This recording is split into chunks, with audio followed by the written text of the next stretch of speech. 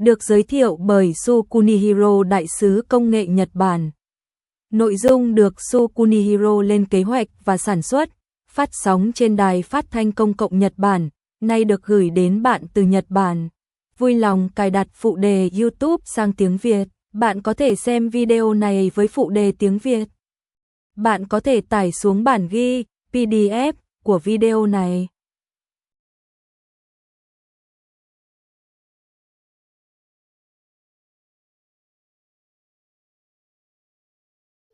Akiko 先生の漢方ラジオクリニックコンパッションネットワーク。それでは本日のドラッグストアでも手に入る市販漢方薬についてご紹介しましょう。はい。なんと、葛根湯についてです。あ、葛根湯ですか。実は葛根湯のご紹介は私の中ではとても難しく、どのタイミングでお話ししようかといつも悩んでいるんです。一回では語り尽くせないですし。風邪をひいてからではなく、風邪をひきそうとか、寒気がしたらと、風邪かどうかわからなくて飲んでいいって、いろいろ今まであっこ先生にはちょっとずつお聞きしてるんですけれども、僕みんなに宣伝してますよ。はい。それは間違いではありません。はい。注意点は、普段胃腸の弱い方や高齢の方など、動悸のしやすい方は注意してください。薬剤師さんや主治医の先生に相談しながら慎重に使ってみてください。はい。今回葛根湯を選んだのは、最近、あなたの風邪はどこから、喉からとか、鼻からとかというテーマで、市販の総合漢方薬と比較しながら、市販の漢方薬をご紹介したではないですか。はい。喉からには銀行さんでしたね。鼻からには小生竜と。覚えてます。はい。ありがとうございます。はい。鼻からの風邪に小生竜湯をご紹介したときに、サラサラの鼻水タイプの花粉症にも小生竜湯を提案したのを覚えていますか？あ、そうですね。鼻水、サラサラタイプの花粉症にも小生竜湯でしたよね。そこで混乱を招かないように、はい、鼻詰まりタイプの花粉症へのおすすめの漢方薬は、私、あえてお伝えしませんでした。あ、はい。あるんでしょうか？鼻詰まりタイプの花粉症へのおすすめの漢方薬。一種類ではないんですけれども、はい、その中の一つを選ぶとしたら、よく聞いてくださいね。はい。葛根湯化鍼灸心意という漢方薬があります。葛根湯と関係があるんでしょうか？おっしゃる通り。はい。葛根湯という漢方薬に、鍼灸という生薬と、心意という生薬が加わっただけです。今日は葛根湯か鍼灸心意については、鼻詰まりタイプの花粉症のこと以外はご紹介しません。はい。葛根湯から派生した漢方薬だということを伝えたかったんですが、なんと、小生竜湯ですよ。はい、小生竜湯も、葛根湯と共通の生薬、重なっている生薬があります。漢方医学を学ぶと、この葛根湯か鍼灸心意、小生竜湯は、まず仲間として覚えて、その先にそれぞれの特徴を覚えていきます。はい。僕から繰り返しますね。葛根湯という漢方薬、葛根湯か鍼灸心意という漢方薬、小生竜湯という漢方薬は仲間と言ってらっしゃるんでしょうか？名前に馴染みがなくてピンとこない方が多いと思いますが、仲間というか兄弟という方がいいかもしれません。私は周さんはじめ皆様に漢方医学や漢方薬をどのように身近に思っていただくか日々考えています。そこで何回かのシリーズにさせていただいたあなたの風邪はどこからというテレビコマーシャルを拝借して、同じ風邪という病名でも鼻から来るタイプ、喉から来るタイプとか、花粉症でも水のような鼻水タイプ、それとも鼻詰まりタイプと考えたり、それに合う漢方薬を考えていくとお伝えしたかったんです。いや、風邪の漢方薬がそんなにいろいろ風邪の種類によっていっぱいあるっていうのびっくりしてます。はい。無限とは言いませんが、本当に専門の、漢方の、医師たちに聞くと、いろいろなものが出てきます。あ、そうなんですか。ということは、風邪っていうもの自体が、まあ、邪気が多いというか、もう様々だっていうことなんでしょうか。あと、要するに外から来る、邪のに対してと、あとそれぞれ個人個人の体質が違いますよね。ああ、なるほど。はい。なので、使う漢方薬も違う可能性が出てくるということです。なるほど。あ、わかりました。はい。それでは今日はここから葛根湯についていろいろとお話ししていきたいと思います。はい。Xin hãy đăng ký kênh và nhấn nút thích, like nhé. Chúng tôi sẽ gửi đến bạn thông tin về y học cổ truyền Nhật Bản, đủ 12 tập, cùng các công nghệ và y tế khác của Nhật. 風邪に葛根湯以外のお話でしょうか？はい。周さんは私のこの放送で繰り返し葛根湯のお話が出てくるので、風邪に葛根湯といっても、どんなタイプの風邪に効果を発揮するか、最近では周囲の方にもお伝えいただいているそうですね。あ、そうです。はい。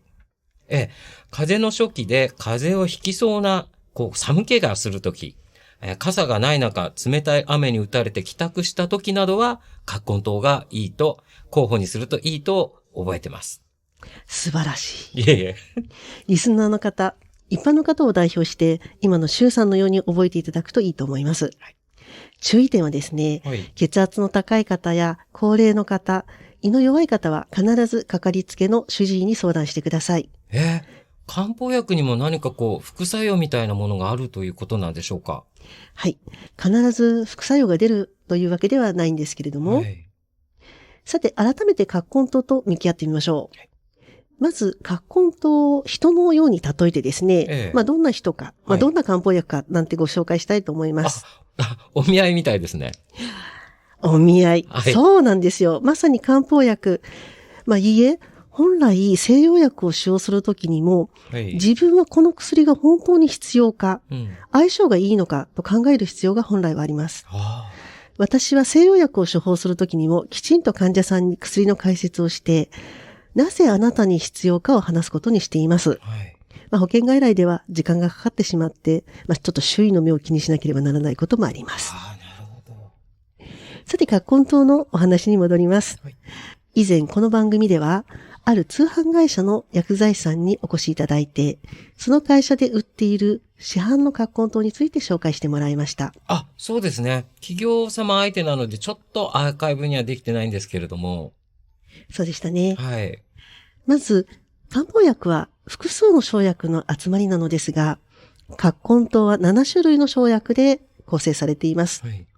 漢方薬の名前にも採用されている葛根、葛の根っこ、桂枝、シナモン、魔王、麻の、黄色の字を取って魔王と読むんですけれども、あと芍薬、お花で有名ですけども、お花ではなく根を使います。そして生姜。生姜と言ってもですね、漢字で書くと生姜のことなんですね。それを、生薬としてお話しするときには、生姜というふうに読みます。そして、大草。こちら大きな夏目と書くんですね。中華料理に入ってくる夏目を思い出してください。そして、甘草。甘い草と書く甘草ですね。次に、先ほどの通販会社の葛根湯の解説書にある効果効能。どんな時にこの葛根湯を使うといいかという部分を周さん読んでみてください。はい。漢方の初期、汗をかいていないもの、鼻風邪、鼻炎、頭痛、肩こり、筋肉痛、手や肩の痛みと書いてあります。漢方って何でしょうか？漢方は、イコール皆様の持っている風邪と考えていただいて大丈夫です。漢方の初期、すなわち風邪の初期に葛根湯は周さんも覚えてくれたではありませんか？しかし、本当のポイントはですね、その後に括弧があって、その中にしっかりと汗をかいていないものってありますよね。確かに。漢方の初期の後に、汗をかいていないものと、書いてあります。あまり体調を崩さない頑丈な周さんですが、風邪にかかった時のことをイメージしてください。寒気がした後に、薬を飲んでも飲まなくても、次に寒気ではなくて熱っぽくなってきたりしませんか？ああ、確かに熱っぽくなってきますよね。そこで布団をかぶって安静にしていたり、解熱鎮痛剤などを飲むと、熱が下がるときに、汗が出てきます。はい。高い熱が出たときは、はっきりとした、わかりやすい、汗がね、出てくると思うんですけれども、それほど熱が高くない場合は、なんとなく、パジャマとかが、じわーっと湿っぽくなるくらい、はい。戻ります。そうなってから、葛根湯を使用しても、効果は実感できないと思います。ああ、風邪をひいちゃってるんですね。熱が出てきて薬を使っても使わなくても汗がじわーっと出てきたらもう葛根湯を使うタイミングではないということでしょうか？そうなんです。ここの文章にこだわると、次に行けなくなるので、次に行っちゃいますね。はい。後ろの方に肩こりとか筋肉痛、はい、手や肩の痛みとありますね。はい。葛根湯は肩こりにもいいんでしょうか？次のような方の肩こりには効果があるかもしれません。寒い季節に冷えて、首の周りが冷えてですね、冷えた上での肩こりの方。お風呂に入って温めると気持ちがいいと思うような肩こりには、患者さんからの希望があった場合に、私も処方することはあります。しかしここがポイントです。はい。患者さんの中で、インターネットで肩こりに効く漢方薬と調べたら、葛根湯と書いてあったから、葛根湯を処方してほしいと私に言ってくる場合があるんです。へえ、どうされるんでしょうか？漢方医学を学んだものとしたどのようなタイプの肩こりですかと聞き込んでいきます。あなたの風邪はどこからどのタイプと似てますね。おっしゃる通りです。このようにお話しした後に、試したいという方には処方することもあります。ただし、風邪に葛根湯の場合は、急性期、タイミングさえ合えば短期間で効果を実感できますが、肩こりって慢性的なものですよね。私は葛根湯は患者さんがたとえ希望しても、副作用のことを考えて長期には処方しません。先日、ある漢方医の先生がつぶやいていたのですが、他の病院でいろいろな血圧の薬を試しても、血圧のコントロールがなかなかつかない患者さんが、その先生のところに来たんだそうです。すると、その他の病院ではですね、血圧の薬とともに、保険で処方される葛根湯を漫然と何ヶ月も肩こりに対して処方していたことが分かったんだそうです。葛根湯は血圧を上げるんですか？はい。葛根湯を構成する7つの生薬のうち、魔王という生薬は、血圧を上げたり、動悸を引き起こすエフェドリンという成分が入っています。他にもシナモンアレルギーの方もいらっしゃるかもしれませんが、このような副作用が起きる可能性がありますので、いろいろですね、主治医や薬剤師さんにきちんと相談することや、高齢者、血圧の高い方、胃の弱い方、普段虚弱な人はもう要注意となります。虚弱な人はどうしたらいいんでしょうか？そこなんです。漢方医学を学んでいる医師や薬剤師なら次の手を持っています。まず漢方薬に詳しい先生や薬剤師さんに相談ですね。周さん、葛根湯って奥が深いでしょ？いや、本当に、葛根湯は風邪の初期だけではなく、肩こりにも効く可能性があるんですね。はい。あくまでも可能性なんですが、葛根湯だけではなく、以前紹介した小生竜湯の時は、あなたの風邪はどこから、鼻からのタイプの方にご紹介した後に、サラサラの鼻水タイプの花粉症の方にも、この小生竜湯が候補になることをお伝えしました。さっきの葛根湯の解説書に、鼻炎とか鼻風邪にもいいって書いてありましたね。周さん鋭い。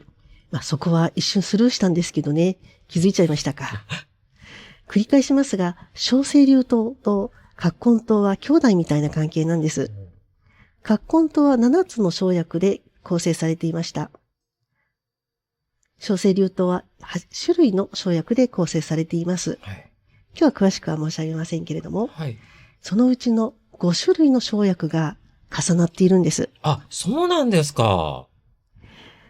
サラサラの鼻水が始まってしまった風邪には、小生流湯がおすすめですが、手元に葛根湯しかなかったら、葛根湯にも鼻水を止める可能性はあるんです。小生流湯は葛根湯よりその鼻水止めの部分が強化されていると考えてください。なるほど。さて、葛根湯の紹介はまだまだ続きます。はい、お願いします。次に、我々医師が普段活用している医療用の漢方薬のマニュアル本には、葛根湯がどのように書かれているか読んでもらいましょう。津村の添付文書です。はい。自然発汗がない頭痛、発熱、悪寒、肩こり等を伴う比較的体力のあるものの次の諸症ですね。はい。続きは私が読みましょう。はい。感冒、鼻風邪、熱性疾患の初期、炎症性疾患、結膜炎、角膜炎、中耳炎、扁桃腺炎、乳腺炎、リンパ腺炎、肩こり、上半身の神経痛、蕁麻疹。いろんな病名が出てきましたね。そうなんです。これは市販薬の葛根湯と医療用の葛根湯では、抗生生薬の数や内容は一緒なのですが、濃さが異なったり、医師の監督下で、このタイプのこの疾患には葛根湯が効くはずと処方することが前提です。一般の人が自己判断ではダメというところですね。はい。しかしなぜこのお話をしたかというと、難しいお話をしたいわけではなくて、周さん、明子先生の話、ちょっと飛びますよ。いいですか？はい、はい。古典落語のと言ったら思い出してくれませんか？古典落語に葛根湯医者という題の落語があるんですよね。江戸時代のお話のようです。私は実際にその落語を見たり聞いたりしたことがありません。ストーリー自体は、ある医者のところに頭が痛いと言って行ったら葛根湯が処方された。お腹が痛いと言って行ったら葛根湯を処方された。と続き、あの医者はどんな病気にも葛根湯しか出しゃしない。みたいな、あの医者はやぶ医者だというオチのようなんです。そこで私が興味があるのが、見てるお客さんがどのように反応するかなんです。何でもかんでも葛根湯を出す医者をやぶ医者だとみんなで笑うんだと思うんですが。明子先生は笑えない。はい。皆さんもですね、ネットでちょっと調べてもらうと、多くの医師が、葛根湯医者は、迷うと書く名医ではなくて、本当の腕の立つ名医だったのではないか、と書いてるんですね。先ほど紹介しましたでしょ？はい。葛根湯を使うときの医者の使う病名にいろいろなものがあったのを。はい。そこなんですね。この演目を実際になさる話し家さんがどこまで知っているか、どのように解釈されているか、作者もどのような意図があったかがそこです。江戸時代は一般の方にも漢方薬全般と葛根湯は身近だったと思います。そのため当時の話し家さんと聞き手の皆さんが感じていたものと現代とは違うかもしれません。漢方医学や漢方薬だけではなく、いろいろなそれまでの伝統文化も明治時代に入って失われてしまったんですよね。はい。そうですね。残念ですね。はい。それでは、周さん、本日もお時間が来てしまいました。本日は一番有名な漢方薬、葛根湯について、ほんの一部のお話をしました。はい。それでは最後に番組からのお知らせです。漢方医学や漢方薬、この番組への質問は、私の漢方吉祥ホームページへお寄せください。漢方吉祥では、一般の方に漢方医学や漢方薬の現状をお伝えするセミナー活動を行っています。URL を申し上げます。kampokissho.jp kampokissho.jp 3文字目の M はミラノの M です。どこにも U は入っていません。それでは本日もお聞きいただきありがとうございました。皆様お元気でお過ごしください。